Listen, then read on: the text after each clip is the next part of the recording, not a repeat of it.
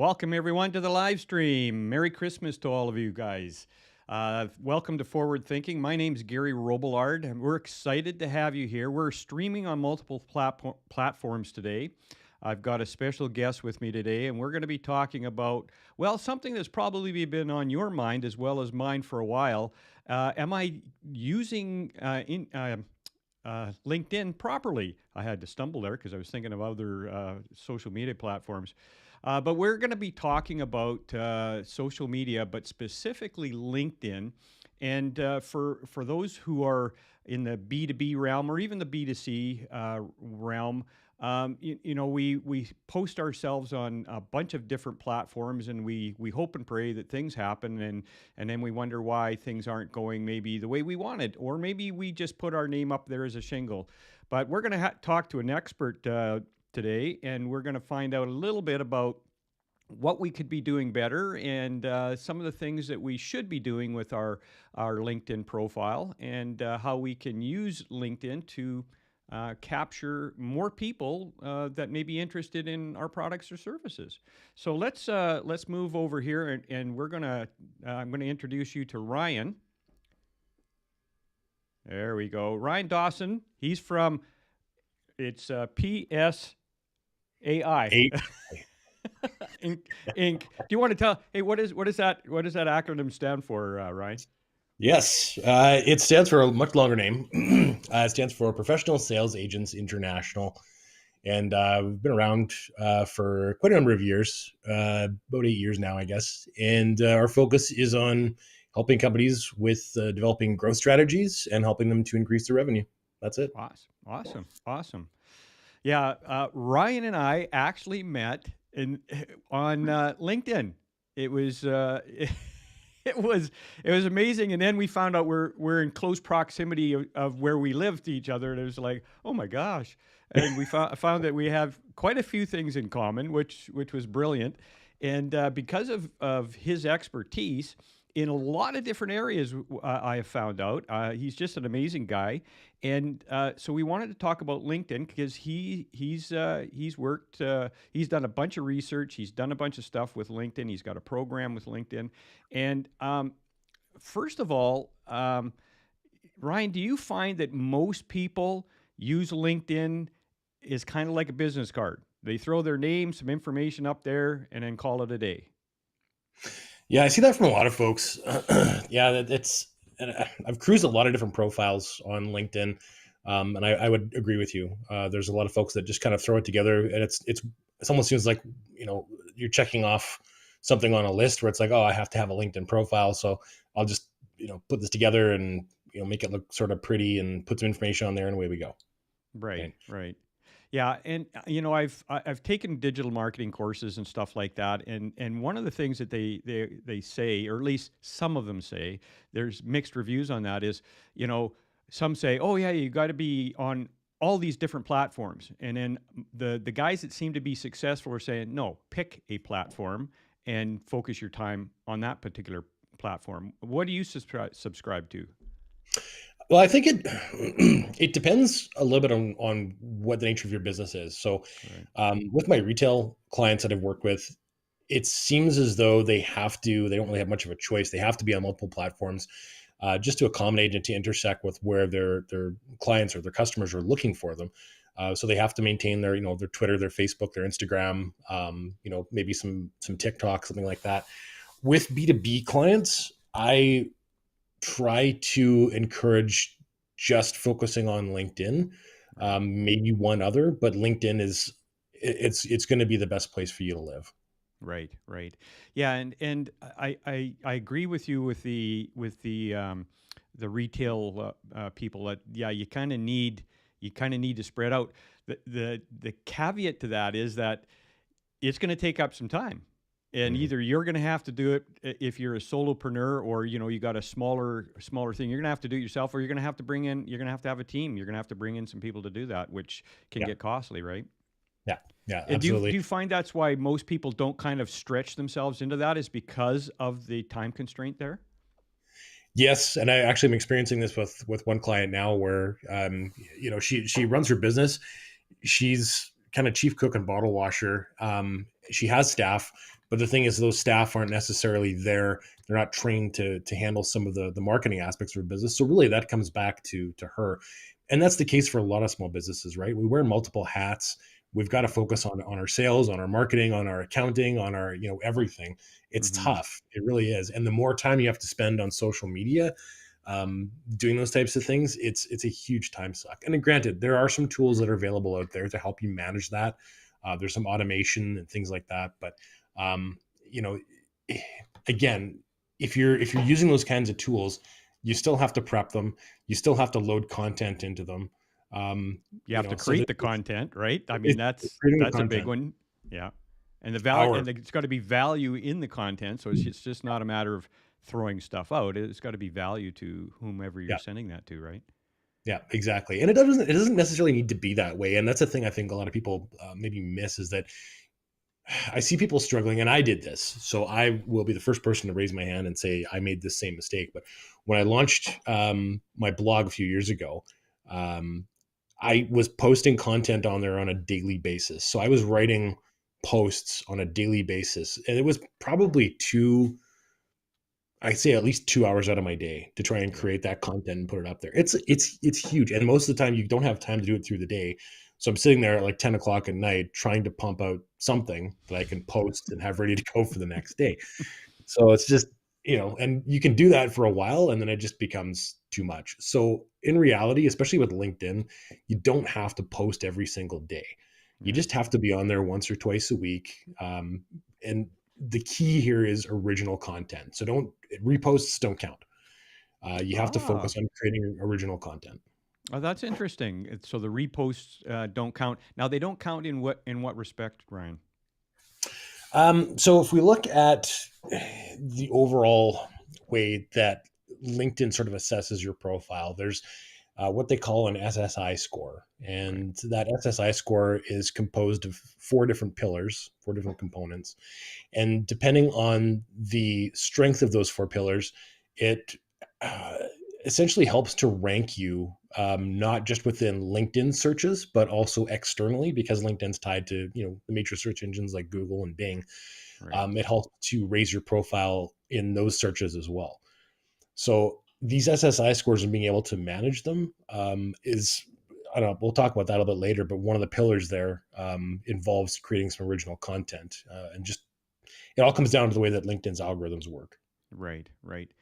And so would you recommend a person starting off instead of looking at their social media and starting to twitch and fall down and get into the fetal position and thinking that whoa, this is so overwhelming, that they take a depending upon what they're doing, what they have for staff, who's going to actually do it, to kind of step in this a little bit slowly and kind of build a bit of a game plan. Because I think that if you're not, and I've got to be the worst here.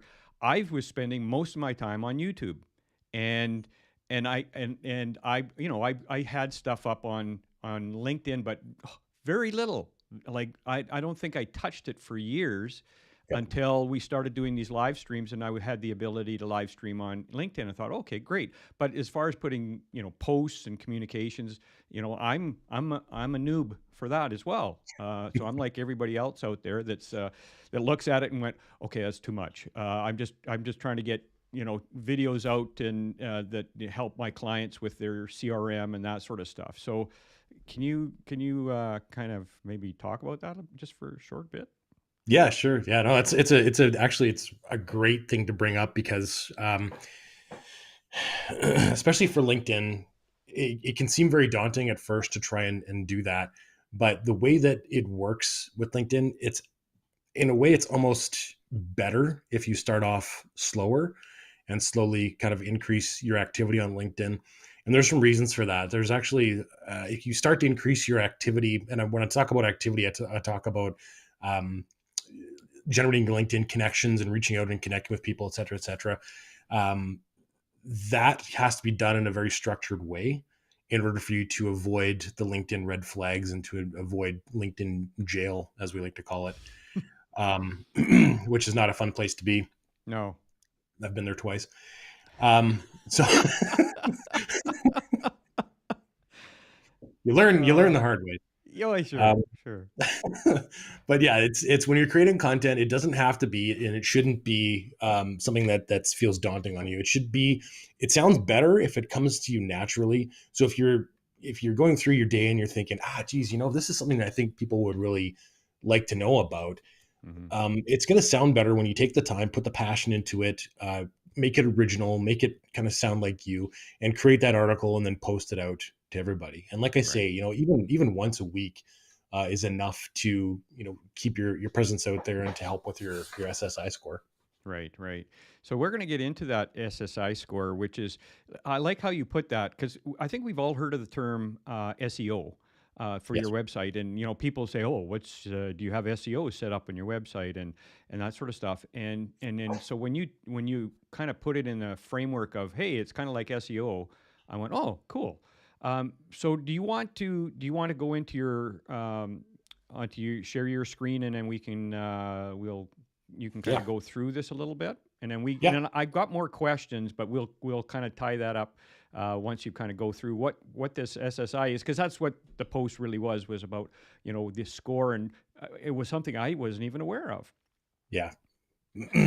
Yeah, a lot of people are not intimately familiar with the SSI score and kind of how it works. So I'll apologize for the title of the. This is based out of the ebook I put together. Okay. The research I did. So this is obviously geared towards people who are in kind of a sales capacity. Yep. So that's why it's crushing your quota.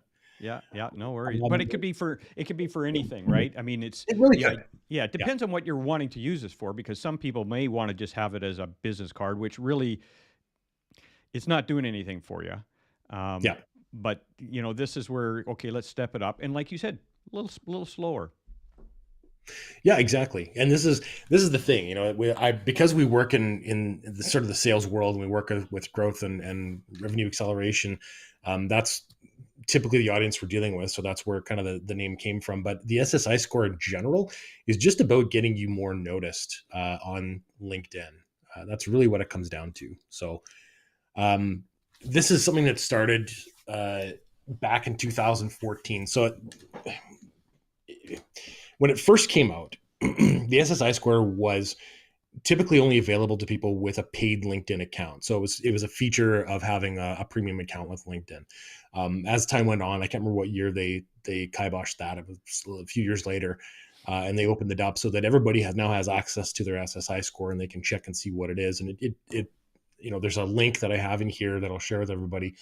You can go to, and you can actually check what your own personal SSI score is and how you rank against other people within your industry and within your category. Um, but the whole idea here is it calculates daily. So this is something that's calculated on a daily basis by LinkedIn, and it measures just the effectiveness of your overall personal brand and your profile on the platform. Um, Is if this you're working something? in, Is this yeah, something, Ryan, that can be pulled into Google Analytics? that's a really good question. I don't know the answer to that question. That's I fair. don't. I don't think. I don't know. I don't want to answer that and send somebody down the wrong path. No, no, that's totally fair. I just kind of thought about that, but and It's a and the good thing of idea. it is, as long as you can, you're in your LinkedIn anyway, you can just pull it up there. You don't really necessarily need to have it in there. Sorry, I interrupted you there. No, no, no, no, no, no. It's a good question. My initial reaction. I mean, I would have to investigate a little bit more because it's actually not. It's a good question. But my initial reaction was that it probably wouldn't, because LinkedIn's going to use their own algorithms, their own metrics, their own information, and nobody knows what that is except LinkedIn. So you kind of Right. you have to make judgments based on kind of trial and error and understanding how some of these things work. But it's interesting if that could be. I don't know. That's really interesting, Gary. You're making me think. I like that on a Thursday morning. There you go. Um, so yeah, in essence, that's the nature of where the SSI score comes from. When you look at the number of people that are on LinkedIn, and I think that number now is around 740, 750 million users globally. You've got a lot of people on there. About 52% of buyers actually list LinkedIn as being the most influential channel that they're going to use when they're going out there and trying to discover, new solutions to solve their problems. So, yeah, it's definitely the place to be.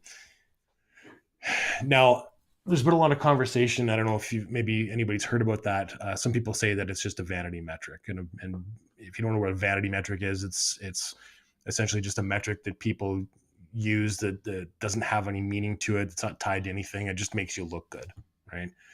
Um, but that's not the case with an SSI score on LinkedIn. This is something that has meaningful impact. It's analyzed, like I say, on a daily basis from LinkedIn. It's managed by them, and there are complex algorithms that are attached to this. So it's going to have an impact. Your score level is going to have an impact on how you're represented on LinkedIn, how people find you. When what Gary mentioned earlier about thinking of it in terms of SEO for your LinkedIn profile, that's a very accurate way of putting it. This is how you're going to get noticed more on LinkedIn. All right, let's go into the next slide here. So we were talking earlier about some of the pillars that are involved with the SSI score. So these 4 pillars are comprised of how well you've established your brand, your ability to identify and connect with people using efficient research tools, how to engage with your network, and then building relationships. There's some subtle things in here that we'll talk about a little bit later about how these go together, but your connections have a big impact on that one pillar. So number 2 there, your ability to identify and connect with people. If I was to try and make it as simple as possible, you really need to be careful about who you connect with on LinkedIn. I get a lot of requests. I get a ton of requests. I have a backlog of requests on LinkedIn from people who want to connect with me. The challenge is that LinkedIn tends to monitor the types of people that you connect with. So if I'm connecting with people that really don't have anything to do with me or my industry or kind of where I'm going, that can potentially have a negative effect on my LinkedIn profile. So it's always good to curate your connections. So on a regular basis, I would go in usually once every 1 to 3 months. I would go in and curate all my connections that are on LinkedIn. And if they're old connections or people that I no longer have a business association with, I would probably clean them out. Not to be mean, but just because I want to try and keep that pillar as tight as possible and to focus on, making connections that are going to boost my overall profile, if that So makes would you sense. say if somebody sends you a request, vet that out before you go and say, yeah, just don't willy nilly. Oh, here's another person to add to Yeah. my following. Um, like you said, kind of vet that out a little bit. Yeah, 100%. And I know everybody likes to have, they like to see the 500 plus connections on their LinkedIn profile because it makes them look good. But the reality is that if those 500 connections are just random people from around around the world, then it's not going to do you a lot of favors. So it's better to, have less connections, but have better quality connections, and people that you can, that you have some type of a shared interaction with. And it's going to help you as well, because as LinkedIn analyzes that and they come up with, these algorithms to search through and understand how it is you connect, their suggestions for who you can connect with are going to be a lot better as well. Right. Right. So they're going to suggest connections with people that are, potentially going to have a meaningful relationship with on LinkedIn. And by the way, if anyone has questions as we're going through here, please post them in the comments, and then if we get time as we're going through here, we'll address them. Absolutely. Happy to. So what I've included here, this is kind of a screenshot of what a typical what you'll see when you go and look up your SSI score on LinkedIn. So what they're showing here is there's a few different components. Your industry SSI rank. So this is how it would rate overall compared to other people in your industry. So if you're the top 4% in this case, showing that that's where you sit. So you've obviously done a lot of work. You've helped to increase that SSI score specific to those within your industry, and it helps to separate you a little bit. So and that's good. As far as within your network of people, so all the connections you have on LinkedIn, where do you rank? Well, you're in the top 14% in this example. Not a great place to be. And here's where we start to see the difference in the 4 pillars. So if we break these down, in this particular case, these are all of these pillars are ranked out of a score of 25. So all 4 together rank up to 100 points, and that's kind of what this is based on and calculated on. So in this example here, they're showing that they're I need my glasses for this. That's really small. Establishing a professional brand. This person's ranked at 20.35 points. All right. So they've done a good job of getting themselves out there, making themselves known, getting themselves recognized for what it is that they do, and making an impact that way. Finding the right people. This is where we talk about making sure you curate your connections. This is where it's going to factor in. So this score right now is 13.33. Obviously, some work that needs to be done in that capacity, making sure that the quality of the connections is going to be a little bit higher. That'll help boost that score up, right? Engaging with insights. Engaging with insights is essentially a fancy word for saying how much original content do you create and post on LinkedIn that's going to attract more people. And in this case, this person doesn't do a lot of posting. They don't publish a lot of articles or do a lot of original content at all. So their score obviously is going to be much lower. So they're sitting at 7.16. Building Ryan, relationships. just a Yeah, sorry. question on that, Ryan. When you say posting original content, Yes. what medium could that be in? Does it have to be like a written thing? What kind of format can that communication be in? That's a good question. So content can be anything from creating a post, just a simple post if you wanted to put something out there, writing an article.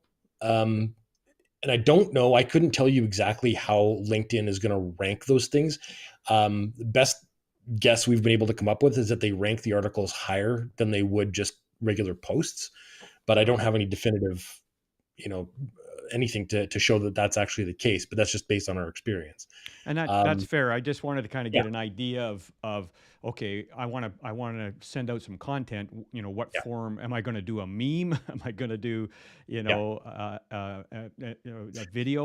Or, a live stream? What kind of stuff counts for what? But I guess you kind of yeah, have to mess with that a bit because the algorithm. We really don't know how it kind yeah. of calculates that, right? Okay. I tend to, and one of the reasons I tend to lean more towards writing articles and publishing them on LinkedIn is because they're going to show up in search results. Right. So you become, the way that they've structured it, if you publish those articles on a regular basis and you talk about things, and these are good quality articles that are going to capture people's attention, they're going to read, it's going to rank higher, not just within LinkedIn, but it's going to rank higher on those external search engines as well, which means that you're now going to get more hits to your profile, and it's going to raise your profile as a thought leader within that space. Right. So Okay. that's kind of the direction that I go in. Okay. Yeah. So overall, I mean, we don't have to spend a lot of time on the graph. I don't want to go through everything with a fine tooth comb, but you get the idea. It just kind of shows you where you compare with other people in the industry, how you rank, et cetera, et cetera. And again, these numbers are going to change potentially on a daily basis. I've watched my own SSI score change from one day to the next. I wouldn't get too wrapped up in those micro variations. It's just focusing overall on where can you get that SSI score and how high can you get it. We'll talk about those numbers and what they mean here just shortly. There is a link that you can use. So I've included it in this ebook, and you can click on that link and you can go and you can check out, it'll load your own personal SSI score and you can check it out for yourself. And we'll put the link of the ebook in YouTube and LinkedIn in the details or the comments part. We'll post that up a little bit later. Yeah, absolutely. All right. And I'm sorry because I'm going off of the ebook here, so I kind of cheated. I didn't really have an actual PowerPoint. That works. So, but like we've talked about before, having it rank within search engines like Google and Bing, that's where a lot of the real power is going to come from. Because it's one thing to get noticed on LinkedIn, but it's another to get noticed kind of on the broader scope on a outside of the platform. And the reason LinkedIn likes that, there's it's funny because there's certain times when LinkedIn um, doesn't want you to go off platform, and there's certain times that LinkedIn does want you to go off platform. And the times they kind of like you going off platform is when it's content that's going to attract people to come to the platform. Basically, when you post links to like YouTube videos or anything that's external, I'm not going to say it hurts your profile, but it's probably not going to help because you're driving traffic away. And the more engagement that they make, you got to remember that LinkedIn is like a company like anybody else. Um, they're not going to get rich off premium memberships, but they are going to get rich off of advertising. Right. And that's really what their product is. So keep that in mind. The more traffic that you end up driving to your profile and to the platform in general, they reward you with a higher SSI score rank. So it's very similar in that sense as what I've found on YouTube. The more you have going on, where people are consuming the content, the higher the rating, the more they'll actually start putting their ads on, where they're actually monetizing uh, Yeah. and supporting their own business. Yeah. Okay, that makes Yeah. sense. Yeah, exactly. And I hate to say it, but I mean, LinkedIn is no different than Facebook. It's no different than Twitter. It's no different than any other social media platform. They make money off of your data. Um, the side benefit, of course, is that you get to connect with people and build business relationships and things like that. But, in reality, their business is creating a target audience of people that they can supply advertising to. Right. That's what it comes down to. So it's just a question of learning how to play the game with LinkedIn and, just play nice in the sandbox. Okay. So like I mentioned before, the four pillars that we talked about, they're comprised of 25 points each. So that number that you saw, if you go back a few slides, what we're looking at is this number right here, the 65 in this case. That's your current SSI score, right? And then the stuff off to the right shows the components of each of those 25 points Yeah, contributing to that number, correct? exactly. Yeah, Got that's got right. it. So that just gives you the breakdown. So what does that score mean? There's a I'm not going to say that this is a hard and fast rule to follow, but based on the research that we've done and our personal experience, this is a pretty good rule of thumb. So when you look at your scores, if your score is falling between 0 and 30, if it's 0, you got big problems.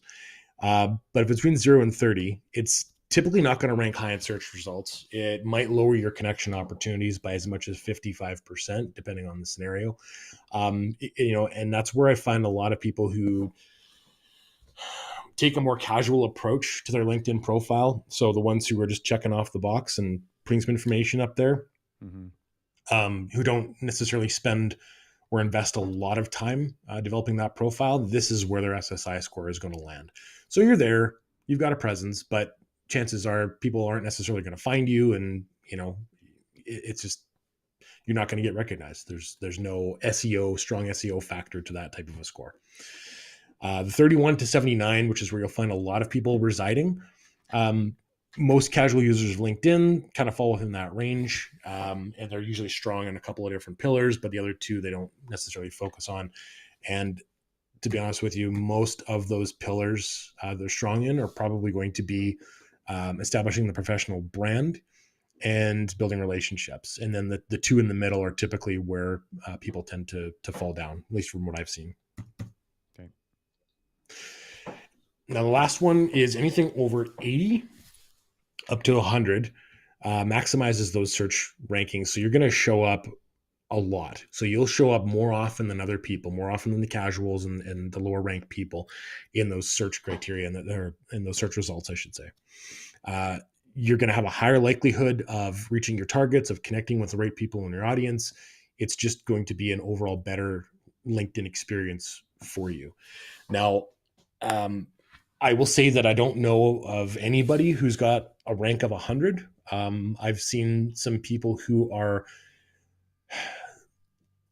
active.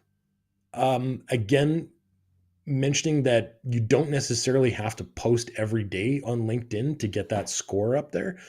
It comes down to consistency and quality of content. Those are kind of the two things that you really need to focus on. So, you can post every day on there. You can write an article every day, but if it's not good quality, it's not really going to help. So there's those key factors is making sure that it's quality content. So that'll get your score. And I've seen a lot of people that don't necessarily live on Facebook, that just are consistent with their posts, putting information up there, writing good quality content, and their scores are going to be, 85, 90, somewhere in that range. I mean, if you're a power user, or if you have a whole marketing team behind you, you might get that up to 100, but I haven't seen anybody yet. Right. All right. So there's ways to improve your overall pillar scores.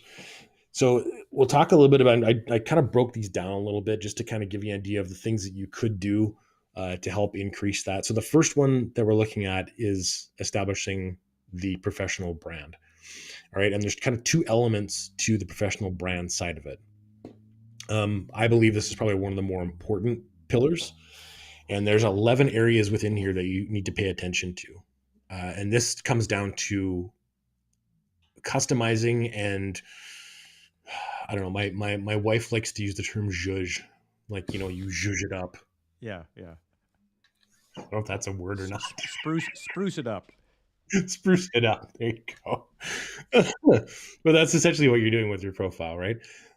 Taking a look at your LinkedIn URL. Are you still using the LinkedIn URL that you were given when you signed up, or have you taken the time to create a customized URL? And if you don't know how to do that, I think I fall into that. Yeah, I think I really, just left. I don't know. You're asking, you're putting stuff out there, and I'm going, holy crap! As I'm reading these things here, I'm going, I got a little bit of work to do here. they're simple things. They really are. They're simple things. They don't take a lot of time, but it will help. You can go in there and you can go into your profile and you can actually create a custom URL for your LinkedIn profile. So like for mine, it's linkedin.com/Ryan Dowson. That's it. Cool. It looks better. It's easier to find. It looks great when you want to put it out on your LinkedIn page or your other, consumable materials, your website, things like that. It just looks better overall. Your background photo, particularly your banner. I've seen a lot of people that have struggled with this, putting together and taking the time to create a professional looking banner. And that banner is the part that kind of goes across the top of your profile. You'll see there's kind of that area at the top where there's the square, that's a picture. And then you see your little circle below where your profile picture is. That banner, I've seen some people just, I don't want to say it looks bad, but it looks bad. Just taking a few extra moments to try and put something together. And here's the thing. And here's what I do. I'll tell you right now, I hate spending money on things. I really do. I don't know if it's like my deep Scottish roots or what, but I don't like spending money on things. So I've found tools like Canva, for example. Yeah, that's what I use as well, Ryan. Exactly. Yeah. And it's a great place to go. It doesn't cost you anything. You can go in there. If you're using the kind of the free version of it, it might restrict some of the types of, pictures and some of the tools and things you can use. But honestly, you don't need to do that. And you can create a professional looking banner that's going to look really good on your profile. Profile picture. Take the time to get a professional photo done and or at least one that's going to look, reasonably professional, right? If you want to do it yourself. I've seen a lot of people who have, they've done the crop out of a vacation photo or out of a wedding or something like that. And that's what they drop in there. And it just doesn't scream, that professional persona that you may want people to try and see about you. Do you want me to go through all these, Gary? Or no, I don't think. Yeah, from a time perspective, I don't think we need to go through all of them. But yeah, they're listed here, and everyone, we're gonna put a link into the description and stuff like that to get this ebook, because then you can at your leisure go through and kind of get a feel for that. And if you've got questions, Ryan's going to talk about some stuff that we can do, and we'll talk about that a little bit later. So go ahead, Ryan. Yeah, I think we get the idea that we need to do some stuff there. Yeah, exactly. I do. Yeah, well, and that's the thing. There's lots of conversation to have about all these different areas. So then that's something that we can go into. We can talk about that later. But yeah, You get the general idea of it, of beefing that up. Kind of the other portion of this is how you approach and engage with your connections. So we talked about the quality of the connections, making sure that you're adding value, that you encourage people to grab information, to learn from the information that you've got there. Um, just trying to cultivate meaningful relationships, not just spamming, connections out there. Um, when you do send out connection requests, I know there's a lot of people, I get a ton of connection requests that have no message, no context, no anything attached to them. And I have no idea who this person is. And I'm not going to accept that connection request. I'm just not. People who take the time, and you'll notice when you send out a connection request on LinkedIn, it gives you the option of adding a note in there. I highly recommend using that feature, because at least telling somebody what it is you want to connect about or why you want to connect is going to give you a much better chance of actually establishing that connection. And it's going to hurt your profile as well too. And this is what you really want to avoid, is when you send out connection requests to people, when they get those connection requests, they're usually given an option of, kind of saying, dismiss, or they can say, I don't know this person. If they click on the I don't know this person, that's a red flag against you. And if Right. you get too many of those happening, LinkedIn is going to throw you in LinkedIn jail. And I learned that the hard way. Okay. To Good be to know. very, very careful. Yeah. If too many people, because every time they click on the I don't know this person, that sends a message back to LinkedIn. And LinkedIn does not like people, they don't want people on their platform just spamming out connection requests, right? So there's actually some restrictions on how many connection requests you can send out within a given period. If you try to exceed that, you will be penalized. And they have no hesitation in suspending your account for 3 days. Wow. Yeah, they don't mess around, which is good because it keeps the Yeah. platform clean and Clean. fair. Yeah, for sure. So finding and connecting with those right people is extremely important. Don't accept every connection request that's sent to you, and if you send one, make sure that you put some context around it. Again, content creation, spending time developing your ideas, insights, any articles or videos or things like that, all the typical tools you would use to create content are going to be extremely valuable here. But the thing is, it's making sure that it's original and that it's going to attract people. As I mentioned at the beginning, reposts are not going to do anything to help your SSI score. I mean, it's great if you find something that you want to share with people in your network. Nothing wrong with that, but just keep that in mind. It's not going to help improve your SSI score. Building relationships. So having some type of interaction and connection with people kind of as you're going along. There's, like I said, there's a lot of people on there. There's over 740 million people on this platform. Make sure that the relationships that you have, you're going to be adding value to. There's interactions, joining groups, and adding articles or information or connecting with people through groups is a great way to do it too. Um, again, just focus on building up that network. If there's people in your network that you no longer associate with or don't necessarily have a business relationship anymore, or you just don't want to be involved with, clean them out. Just clean them out. There's some tools available out there that can help you do that, and just get rid of them once a month. Go through and clean out those connections. All right. I won't go into too much detail on this stuff. This goes more into the kind of the finite details of how you want to build your relationships and whatnot. Right. So we'll skip to this part. This is just some additional insights on SSI scores and some things to kind of keep in mind. So when we talked about the limits of connections, your maximum number of outbound connection requests per week should be limited to 100 or less. All right. Good to But if know. you're going to do that, sorry, go ahead, Gary. I was just going to say, good to know that what the limit is. Yeah. There's a lot of there's a lot of automation tools out there, and some of them are really, really good. But at the end of the day, it comes down to LinkedIn and what they decide they want to do. So there's a lot of tools that will claim that they can help to automate that process, or that they can send out more connection requests using email, things like that. You can use those tools, but it's at your own risk and it's at your own discretion. I've seen some of these tools work really, really well. I've seen some of them work really, really well for 8, 9, 10, 12 months. And then all of a sudden, that's it. They'll get shut down or somebody ends up in LinkedIn jail. So LinkedIn does not like automated tools. They don't like people plugging into their platform and trying to use those types of tools. Um, and that's just because they want to try and keep the platform clean for everybody, like we said. So Right. just be wary of those things.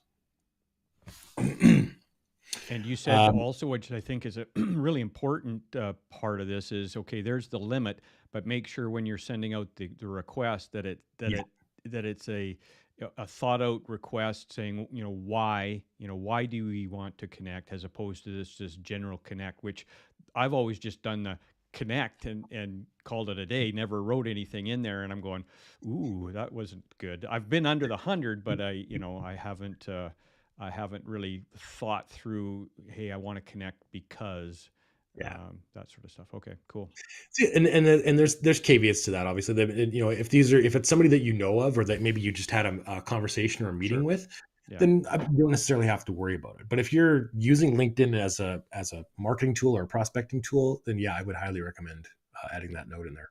cool. Um, and then talking a little bit more about the connections, if you have not been an overly active user on LinkedIn and you want to start increasing your number of connections and you want to start getting yourself out there a little more, please, please, please do it gradually. Don't try to, I know the limit is 100 per week, but if you go from, maybe one or two per week that you would normally do to trying to do 100, I guarantee you're going to get red flagged by LinkedIn. Um, it's a gradual improvement, right? So I think at some point I published a recommended schedule for what that looks like. Um, but it's starting out with a few connections each week and slowly building that up over the course of maybe a couple of months to Cool. get up to that level. So just be wary of that. If you have a well optimized profile, you should be converting about 34% of the connection requests that you send out. Right, so keep that as kind of a benchmark. And message response rates to any of the prospects that you're not connected with on LinkedIn, it's going to vary, but on average, it should work out to about 21%. So roughly 1 in 5 people that you message should respond back with something positive if you're doing it right and if you've optimized your profile. All right. Do you want to talk about LinkedIn jail, Gary? Yeah, just briefly, we Okay. kind of get the idea. You can get out of it, or I guess it's like you said, 3 days. So when I was thinking, well, okay, how long are you in there, and what do you have to do to get out? You have Yeah. to go play Monopoly and get that get out of jail card, or what? Yeah, there's you're at the mercy of LinkedIn if that's the case. Now I've had a 1 day suspension before. I've had 3 day suspensions before. So just I think it depends on how they view the severity of your infraction. But at the end of the day, there's a link in here to the LinkedIn user agreement. I know that most people probably won't read that, but you should. It's actually not very long and it's pretty simple. And they list out in point form exactly what you can and cannot do. So I'd recommend everybody take a look at that. But essentially, these are the key reasons why people end up getting dinged. Sending out too many connection requests in a short period of time. Your reply rates on messages are low. They're going to flag that as maybe being a spammer. Low acceptance rates for connection requests. Using any automation tools, plugins, or browser extensions. So again, like I say, be very careful with any automation tools that you use. Too many people flagging you. Remember when I talked about the whole "I don't know this person" thing? If you get Right. too many of those coming back, they will red flag you. And then any violation other than that that's within that LinkedIn user agreement, keep a very close eye on it. Most times, if you're a first-time offender, um, you're probably not going to, it might be like a 24-hour thing or whatnot. Usually you can contact LinkedIn and they'll unblock it, or in some cases it'll unblock itself within, 24 to 72 hours.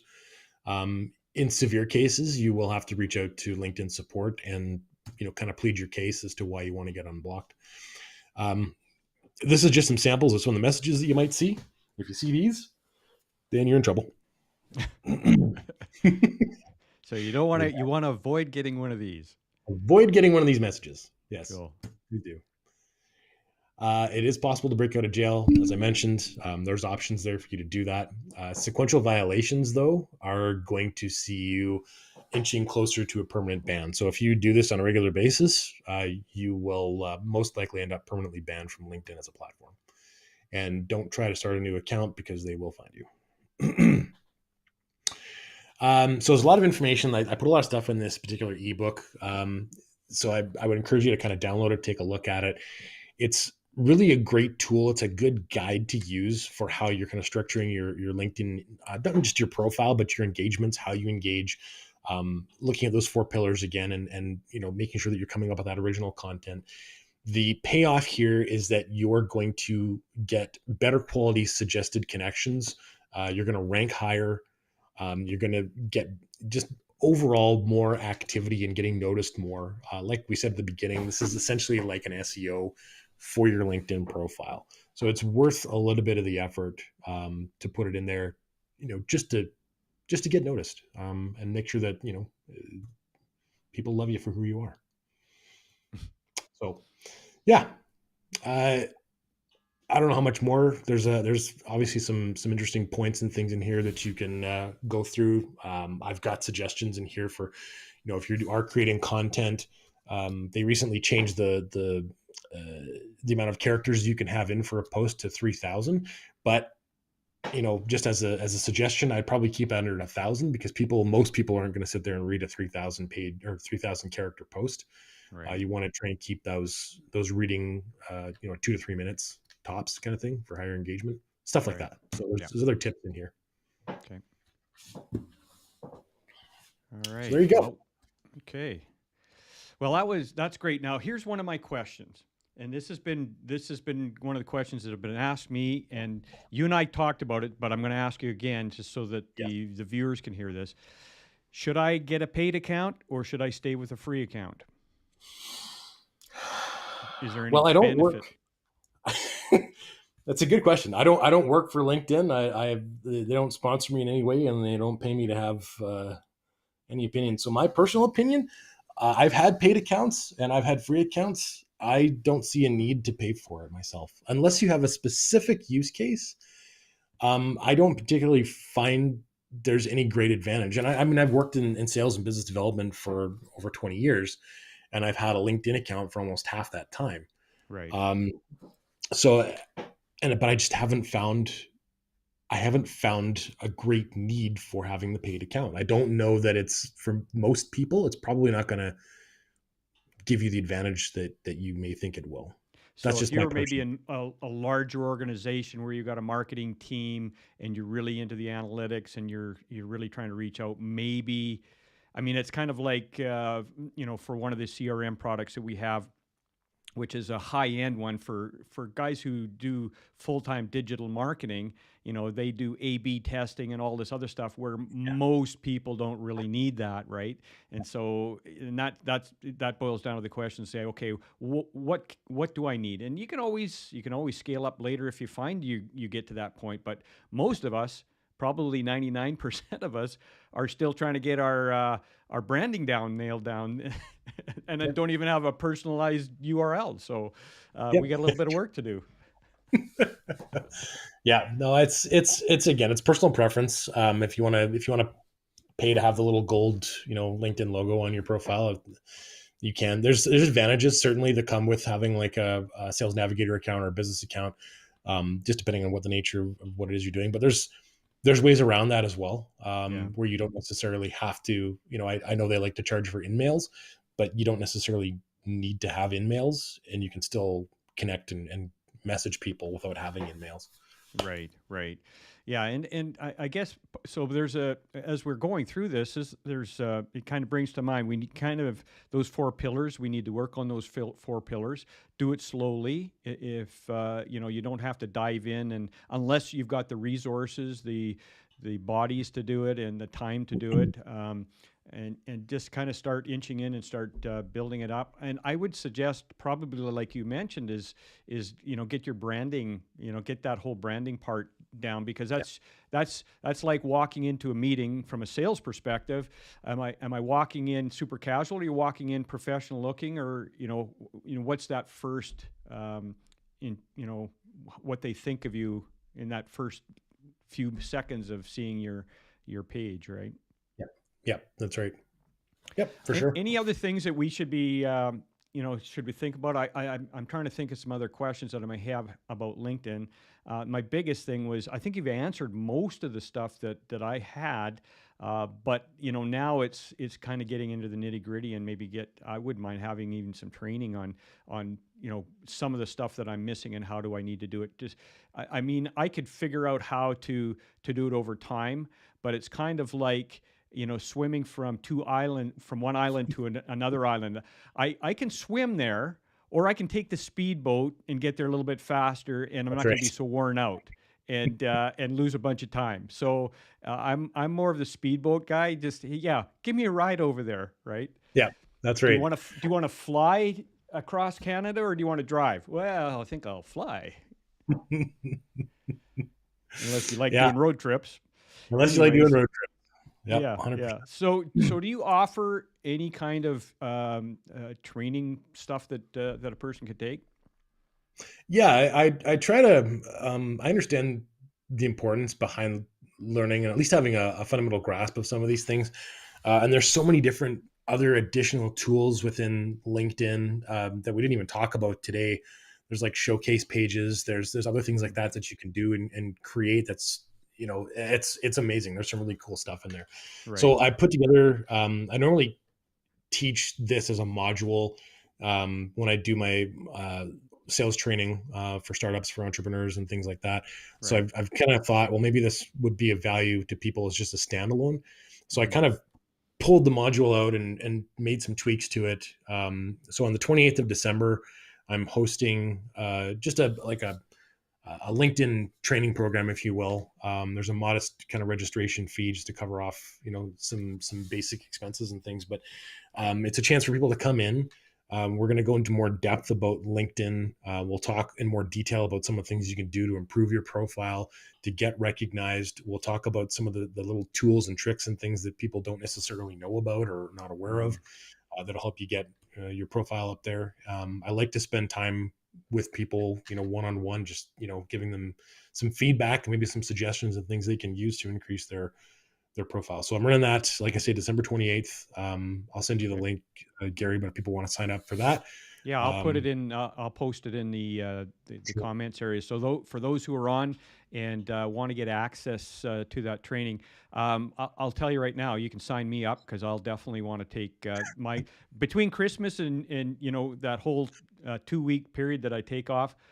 I can't sit still. So I learn stuff. I take courses. I learn new software. So this would be Yeah. perfect for me. So you can. I'll be the first to sign up.